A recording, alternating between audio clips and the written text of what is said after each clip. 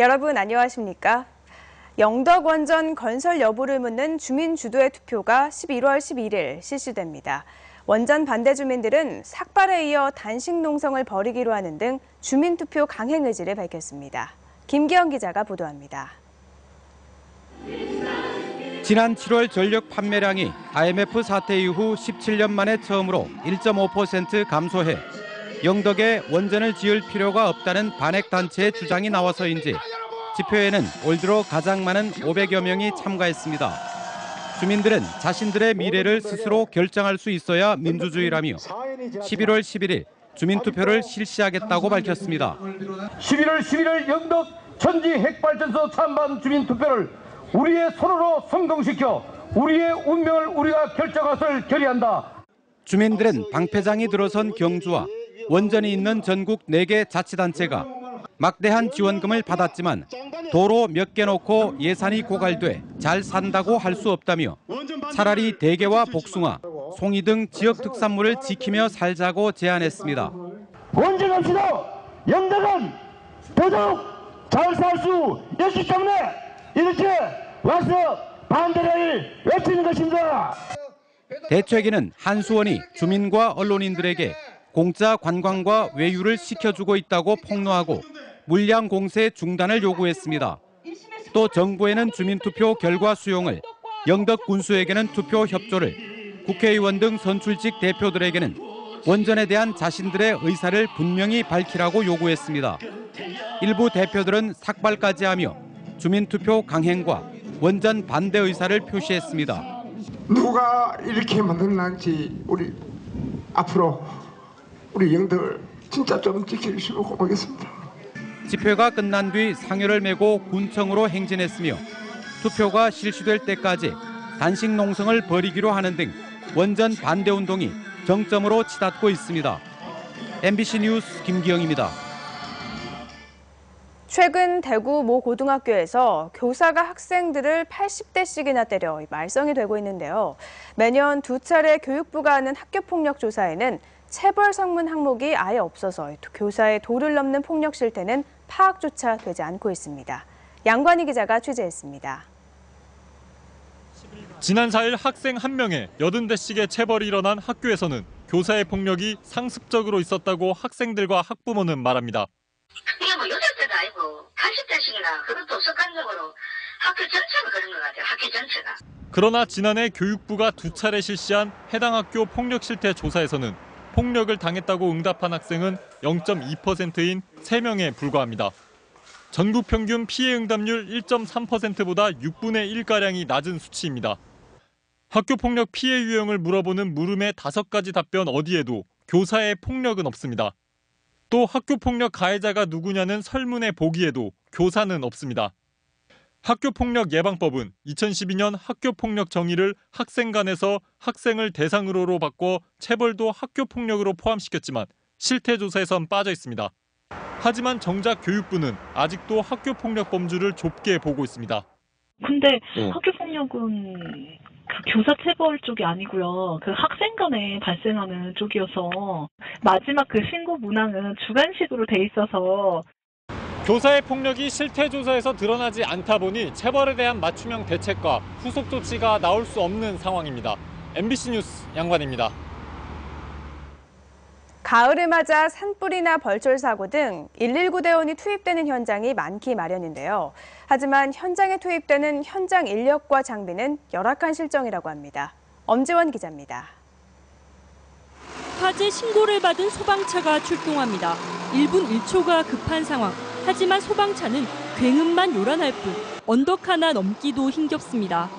이 소방차는 올해 15년째 사용돼 내구 연한을 5년이나 넘겼습니다. 브레이크 고장도 수차례, 폐차가 시급합니다. 고장 부분도 많아지고 개폐밸브가 잘 작동을 안 하니까 그 현장에서 물이 혹시 안 나올까 봐 그런 부담감을 안고 출동하고 있습니다. 그런가 하면 이렇듯 최신식 장비가 있어도 이를 운영한 인력이 부족해 활용하지 못하는 경우도 있습니다. 이곳은 펌프차는 기본이고 고가, 굴절차, 배연차 등 무려 6대의 종류별 소방차를 다양하게 보유하고 있지만 정작 세워두는 경우가 더 많습니다. 소방차 한 대당 최소 운영 인력은 3명. 하지만 근무 인력은 5명에 불과해 한두 대의 소방차만 골라서 출동하고 있습니다. 차마다 특성이 다 다르기 때문에 이제 인력 부족으로 모든 차가 출동 못하고 있는 실정입니다. 지역대의 상황은 더 심각해 화재 시 대원 2명이 지역대 문을 잠그고 출동하는 어처구니 없는 상황이 벌어지고 있습니다. 경북의 현장 활동 인력은 2,200여 명, 소방력 기준 인력의 45%에 불과합니다. 지난 2010년 2교대에서 3교대로 바뀌면서 별도의 인력 충원 없이 시행돼 소방관 부족 현상이 가중된 겁니다. 경북은 기준 대비 전국 인력 운용률 59%를 밑돌고 경기도에 이어 전국 2번째로 인력이 없는 상황. 재난 현장의 골든타임 확보가 절반도 안 되는 소방 인력으로 가능할지 의문이 일고 있습니다. MBC 뉴스 엄지연입니다.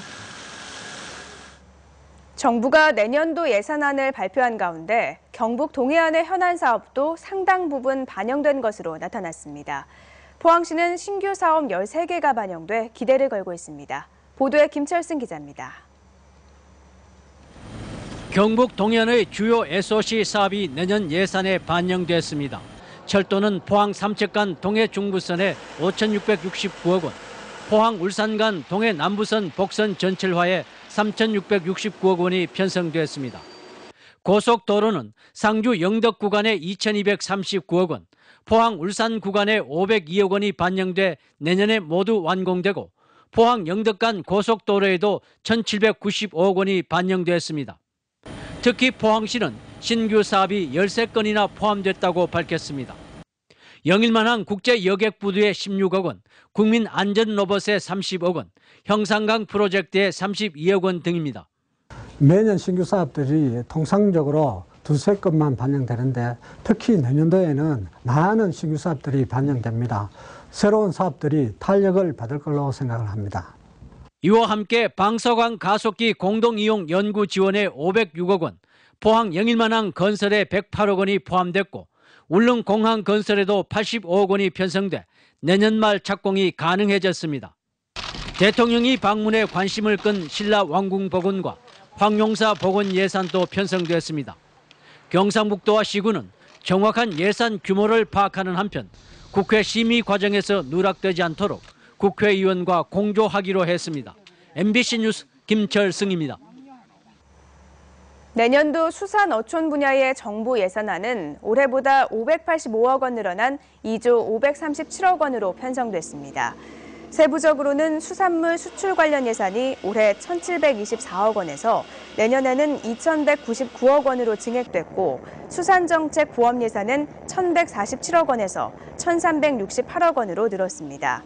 또 중국과 베트남, 뉴질랜드와의 FTA 이행에 따른 피해 대책 예산은 10년에 걸쳐 3,188억 원이 배정됐는데 이에 대해 농민단체들은 예산 부족으로 실질적인 피해 대책 마련이 어렵다며 증액을 요구하고 있습니다. 지방재정 악화가 심화되고 있는 가운데 지방세 체납은 해마다 늘고 징수율은 매년 떨어지는 것으로 나타났습니다. 국회 안전행정위원회 소속 노웅래 의원이 각 지자체로부터 제출받은 자료에 따르면 17개 시도의 체납 총액은 연간 3조 원에 달했습니다. 경북은 2014년 기준 1,505억 원의 지방세가 체납돼 징수율 28.2%로 전국 하위권에 속했고 이로 인한 결손액만 282억 원에 이르는 것으로 확인됐습니다. 실크로드 경주 2015 부대 행사로 경주 시가지에서도 오는 13일까지 시가지 종합예술제가 열립니다. 이번 예술제는 한국예총 경주지회가 주관하며 어제 저녁 7시 경주예술의 전당 야외 공연장에서 경주연극협회의 선녀와 나무꾼이 공연됐습니다. 이 밖에도 경주무용협회의 한국무용공연인 꽃을 꺾어 드리오와 경주음악협회의 목관 사중주, 또 성악공연도 오늘과 내일 잇따라 펼쳐집니다. 포스코 ICT는 BNF 테크놀로지와 협력해 발전소 운영 효율을 극대화하는 솔루션을 제공하는 사업을 추진합니다. 두 회사는 LNG나 석탄 화력발전, 신재생 연료전지 화력발전소에서 수집한 재료를 빅데이터로 분석해 최적의 운영 가이드를 제공하기로 했습니다. 포스코 ICT는 새로운 시스템을 구축하면 유지 보수 측면에서 비용을 30% 이상 절감할 수 있고 수입 대체 효과도 있을 것으로 기대하고 있습니다. 다음 달부터 65세 이상 노인들은 보건소뿐 아니라 병의원에서도 인플루엔자 예방접종을 무료로 맞을 수 있습니다. 무료 예방접종 대상은 만 65세 이상으로 접종 기간은 병의원은 다음 달 1일부터 11월 15일까지며 보건소는 다음 달 1일부터 백신이 소진될 때까지입니다.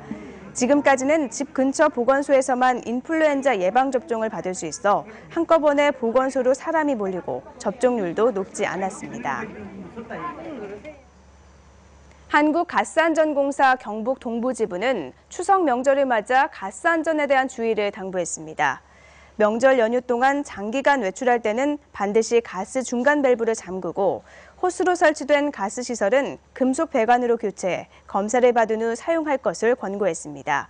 또 명절 음식 준비 등으로 휴대용 가스레인지를 사용할 때는 산발이보다 큰 조리기구는 사용하지 말고 다 쓴 부탄캔은 구멍을 뚫어 버려줄 것도 당부했습니다.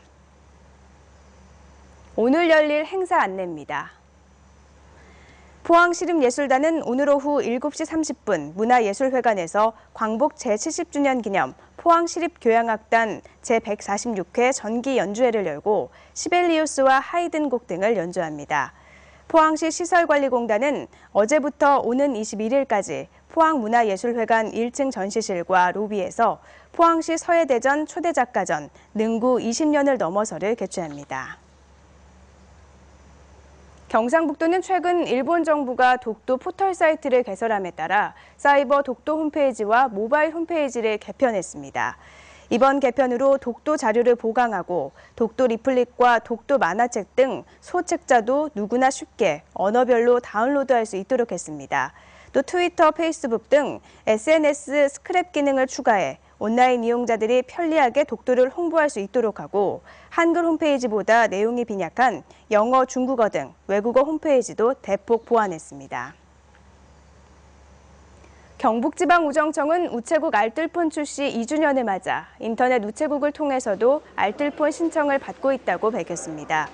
경북우정청은 인터넷 우체국 홈페이지를 통해 휴대전화 사용량과 선호 단말기를 신청한 뒤 2주 안에 우체국을 방문해 본인 확인을 마치면 알뜰폰 사용이 가능하다고 설명했습니다. 우정청은 농어촌에 사는 부모님들을 위해 알뜰폰을 구입하려는 직장인들이 많이 이용할 것으로 전망했습니다. 경상북도 농업기술원은 도내 친환경 농가의 윤작 재배를 위해 풋거름 작물의 재배 기술과 종자 확보에 나서기로 했습니다. 외래 식물은 크림손 클로버, 자운형, 수단그라스 등이 효과가 높고 국내 자생식물로는 살갈퀴, 새완두가 생채량과 피복 효과가 높은 것으로 나타났습니다. 특히 풋거름 작물을 계속 재배할 경우 수량 증대는 물론 병해 발생 억제 효과가 있는 것으로 분석됐습니다.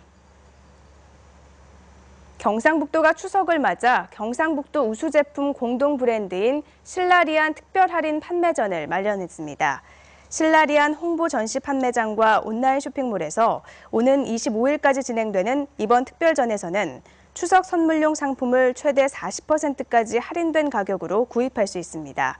또 구매 고객을 위한 무료 시식회와 사은품 증정, 경품 추첨 행사 등 다양한 이벤트도 마련됐습니다.